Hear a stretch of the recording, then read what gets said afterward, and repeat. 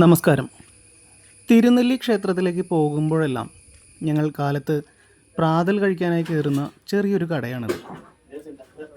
പൂ പോലുള്ള ഇഡ്ഡലിയും വറുത്ത നാളികേരം കൊണ്ടുള്ള ഒരു ചമ്മന്തിപ്പൊടിയും സാമ്പാറും ഇതാണ് ഇവിടുത്തെ പ്രധാന വിഭവങ്ങൾ.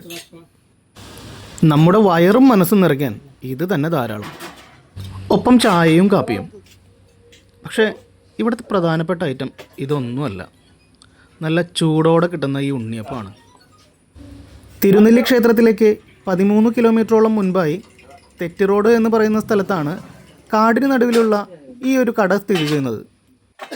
ചായയും ഇഡ്ഡലിയും കഴിക്കാനായി ആ വഴിയിലൂടെ യാത്ര ചെയ്യുന്ന ഒരുപാട് പേര് അവിടെ എത്തുന്നത് കാണാറുണ്ട്. എന്നാൽ ക്ഷേത്രത്തിലേക്ക് വരികയും പോവുകയും ചെയ്യുന്ന ഒരുവിധപ്പെട്ട എല്ലാ വണ്ടികളും നിർത്തി വാങ്ങിക്കൊണ്ട് പോകുന്നത് അവിടുത്തെ ഉണ്ണിയപ്പം തന്നെയാണ്.